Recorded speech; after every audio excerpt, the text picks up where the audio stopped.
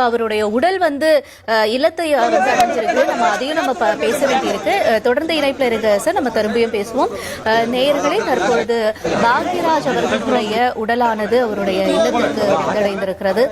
வாகனத்துல அவரோட நடிகை ராதிகா இருந்திருக்காங்க. அவருடைய மகன் சாந்தனு அவர்கள் இறுகிய மனசோட தன்னுடைய தந்தையை பறிகொடுத்த ஒரு சோகத்தோட அவர் இந்த வாகனத்துல பயணம் செஞ்சிருக்கக்கூடிய நிலையில பாக்யராஜ் அவர்களுடைய உடல் வந்தடைந்திருக்கிறது. அதையும் நம்ம பார்க்கலாம்.